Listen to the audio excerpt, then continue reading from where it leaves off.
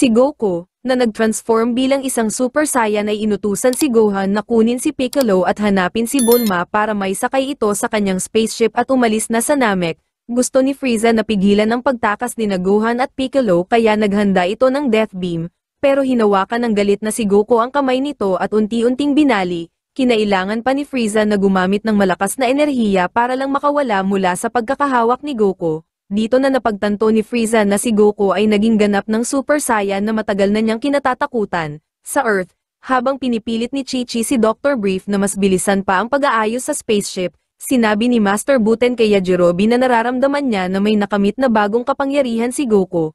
Kaso ang bagong kapangyarihan na ito ay masyadong malakas kaya nahihirapan si Goku na kontrolin ito. Sa Namek, galit na galit pa rin si Goku sa pagkamatay ni Krillin. Agresibong sinugod ni Goku si Frieza at binugbog ng matindi.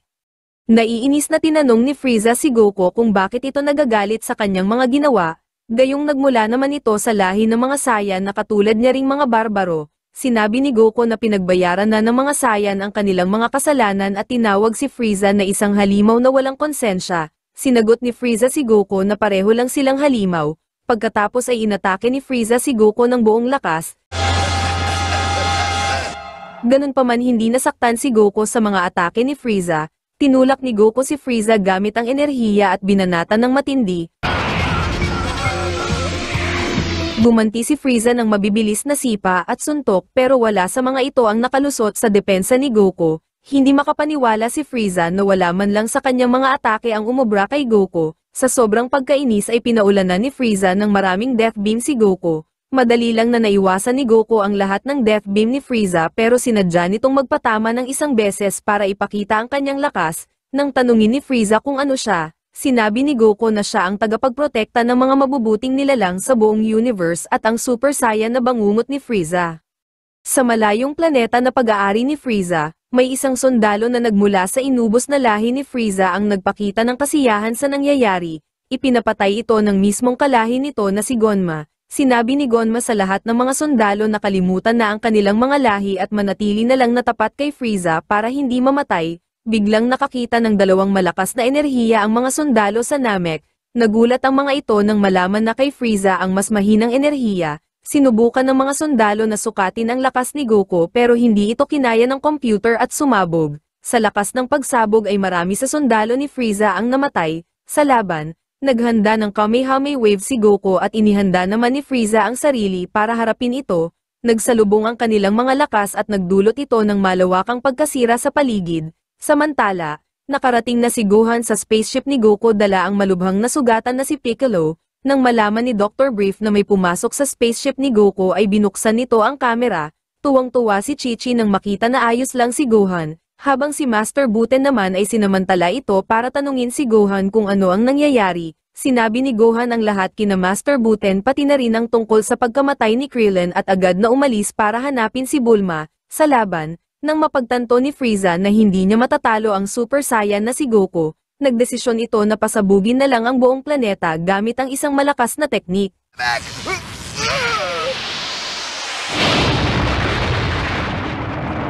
Nakita ni na Dr. Brief ang malakas na pagsabog sa nakakabit na kamera sa spaceship at sobrang nag-alala.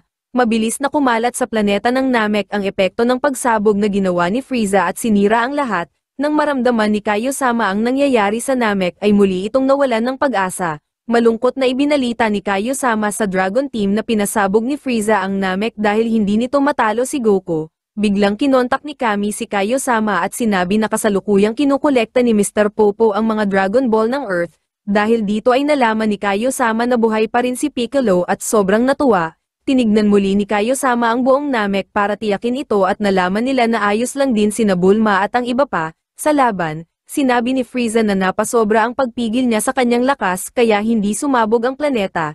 Tumangging maniwala si Goku at inakusahan si Frieza na natatakot mamatay kaya hindi ito itinuloy. Ganun pa man agad na kinontra ni Frieza si Goku at ibinunyag na may kakayahan siyang makahinga sa labas ng kalawakan kaya ayos lang sa kanya na mawasak ang planeta. Sinabi ni Frieza kay Goku na nasira na ang loob ng planeta kaya sasabog pa rin ito pagkalipas ng 5 minuto. Mayabang na sinabi ni Goku na sapat na ang 5 minuto para talunin si Frieza at makatakas kasama ang kanyang mga kaibigan. Nagalit si Frieza at idineklara na gagamitin na niya ang 100% ng kanyang lakas, ganun pa man sinabi ni Goku na hindi niya bibigyan ng oras si Frieza na magawa ito.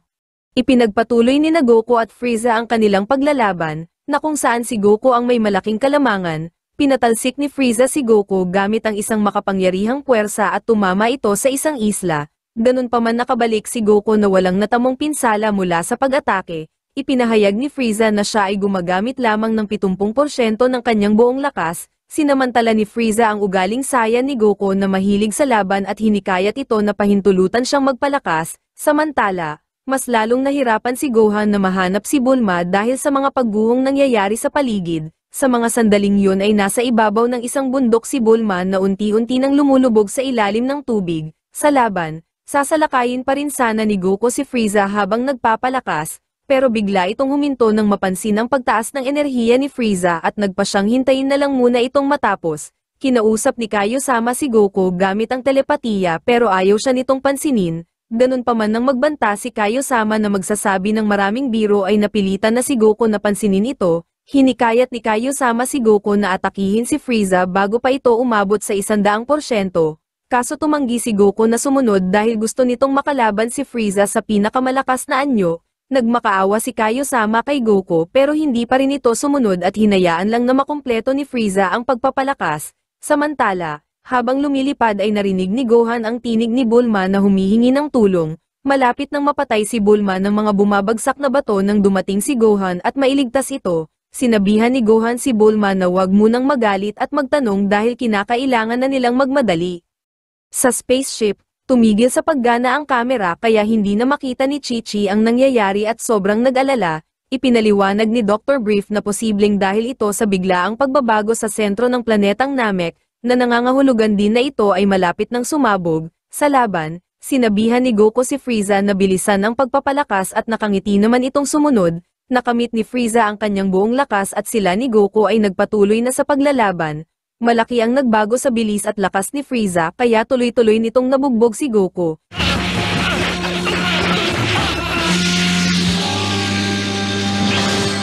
Sinabi ni Kaiosama sa Dragon Team na gumagalaw ng sobrang bilis ang dalawa at hindi niya ito masundan. Naghabulan sina Goku at Frieza hanggang sa makarating sa mas magulong parte ng planeta at doon ipinagpatuloy ang kanilang laban.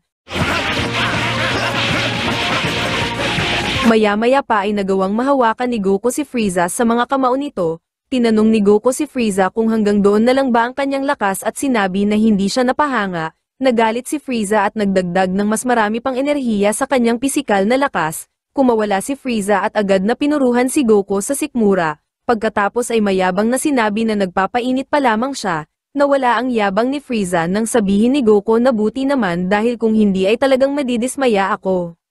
Habang nagsisimula ng mawasak ang Namek, pinupuri ni Frieza si Goku sa kanyang nakakamanghang Super Saiyan na lakas. Sinabi ni Frieza na kung wala siya ay siguradong si Goku ang magiging pinakamakapangyarihang nilalang sa buong universe. Samantala, kasalukuyang binabagabag si Kaiosama dahil nauubusan na ng oras si Goku sa Namek, nang biglang kausapin ito ni Kami para ibalita na malapit nang makumpleto ni Mr. Popo ang mga Dragon Ball. Iminungkahi ni Kami kay Kaiosama na buhayin na sina Yamcha at Tien. Hindi na pwedeng buhayin si Chaozu dahil nabuhay na ito ng Dragon Ball ng Earth noon. Tinanong ni Kaiosama si Kami kung pwedeng bumuhay ng higit sa isang tao ang Dragon Ball ng Earth at sinabi nito na pwede. Nakaisip si Kaiosama ng kapalit na plano, na gamitin ang Dragon Ball ng Earth para buhayin ang lahat ng Namek na pinatay ng grupo ni Frieza, para mabuhay rin si Grand Elder Guro na namatay naman sa sobrang lungkot na nararamdaman dahil sa pagkamatay ng kanyang mga anak, sa kung saan sa Namek, patuloy sa pagrereklamo si Bulma habang hawak ni Gohan.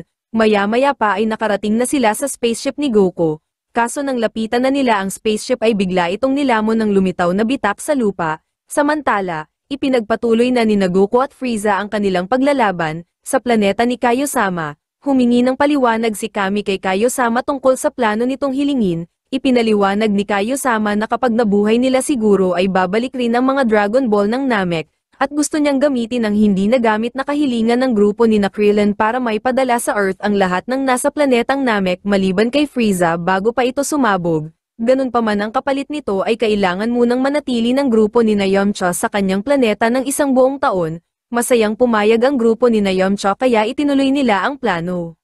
Samantala, pumasok sina Gohan at Bulma sa spaceship kahit bahagyang nakalubog na ito sa lupa. Natakot si Bulma sa presensya ni Piccolo kahit nawala itong malay. Iminungkahi ni Bulma na iwan si Piccolo sa Namek pero hindi pumayag si Gohan at labis na nagalit.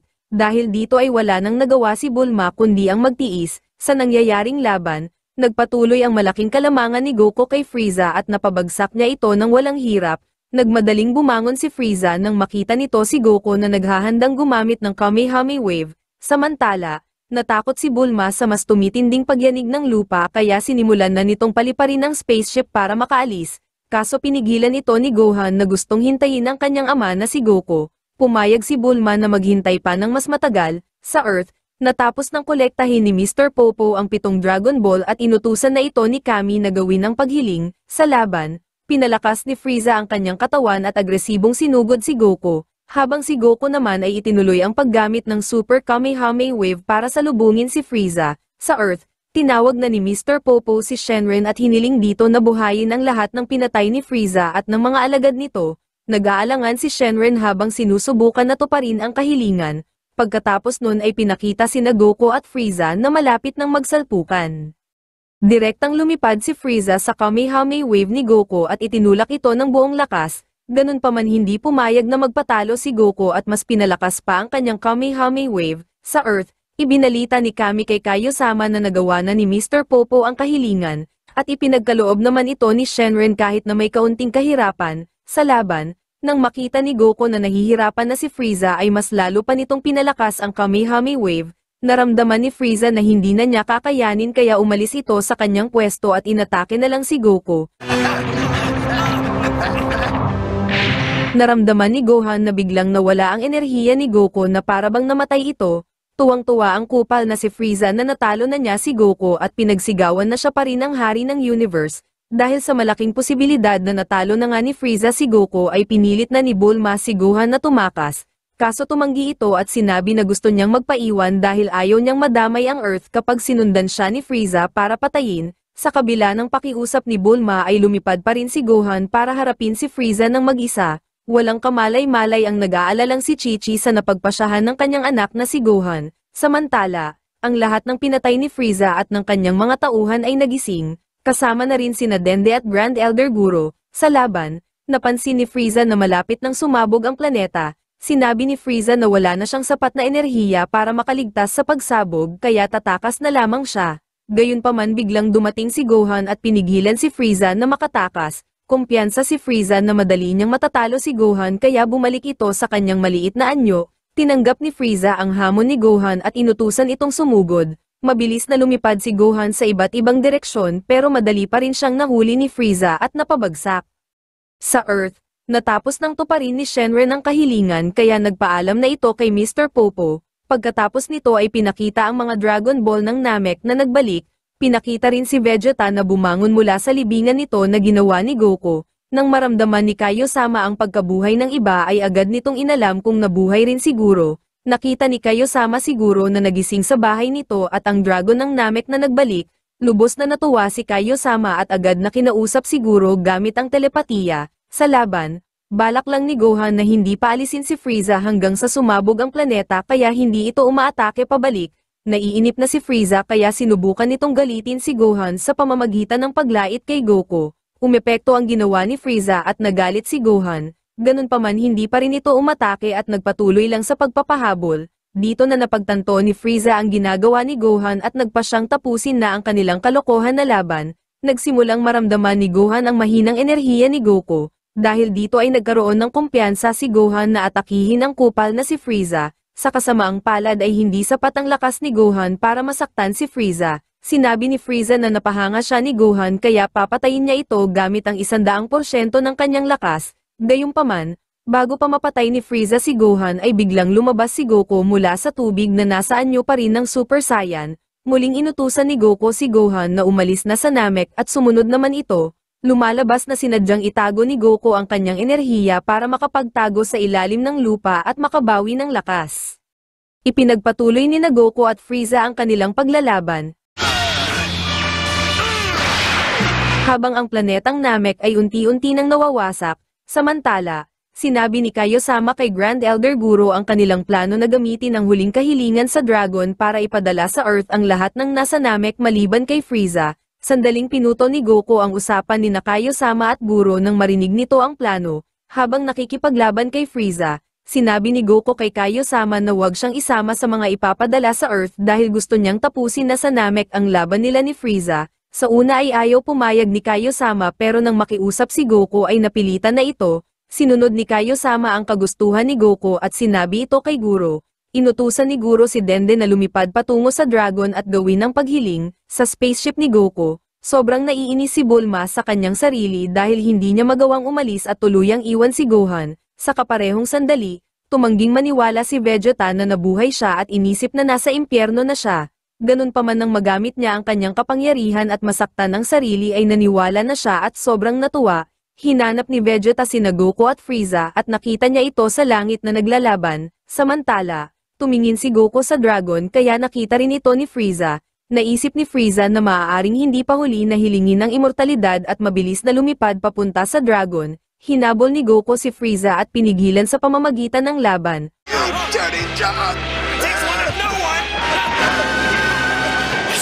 Dragon? Unang nakarating si Dende sa Dragon pero naabutan ito ni Frieza na agad sinubukan na humiling ng immortalidad. Ganun pa man salitang Namekian lamang ang naiintindihan ng Dragon kaya si Dende ang pinakinggan nito. Sinubukan ni Frieza na atakihin si Dende pero naipadala na ito ng Dragon sa Earth bago pa matamaan. Dumating si Vegeta at tuwang-tuwa nitong pinagmasdan si Goku na nasaan yung Super Saiyan. Gusto pa sanang atakihin ni Vegeta si Frieza pero bigla siyang naglaho. Pagkatapos nun ay pinakita na isa-isa na ring naglaho ang ibang nasa planeta. Nang matapos na ng Dragon ang pagtupad sa kahilingan ni Dende ay nagpaalam na ito. Inasar ni Goku si Frieza sa pagkabigo nito na maging immortal. Nang sabihin ni Frieza na nagtataka siya kung paano nabuhay muli sina Vegeta at Dende na kanyang pinatay, ibinunyag na ni Goku ang plano na ginawa nila ni Kaiosama kasama si Guro at sobra itong ikinagalit ni Frieza. Samantala, maayos na nakarating ang lahat sa Earth. Habang nagtataka sina Gohan at Bulma sa nangyayari ay ginagamot naman ni Dende ang sugatan na si Piccolo. Nang makabangon ay agad na hinanap ni Piccolo si Goku kay Dende. Nang lumapit si Gohan ay naputol ang pag-uusap ng dalawa. Ilang saglit pa ay nalaman na nila na naroon din si Guro. Si Guro ang nagbigay ng kasagutan sa tanong ng lahat, maliban lang kay Vegeta na hindi lumapit kaya nagtataka pa rin sa Gedli. Habang ang lahat ay nagdiriwang sa Earth, sinabi ni Frieza kay Goku na magsisisi siya sa kanyang desisyon na manatili sa Namek, dahil manalo man siya o matalo ay mamamatay pa rin siya sa pagsabog ng planeta. Gayunpaman, sinabi ni Goku na ayos lang dahil sa ganitong paraan ay makakalaban na siya nang hindi inaalala ang kaligtasan ng iba, dahil mas pinapahalagahan niya ang mga ito kesa sa sarili niyang buhay. Habang nagpapatuloy ang Namek sa pagkawasak nito, sina Goku at Frieza ay naghahanda na para sa kanilang huling laban.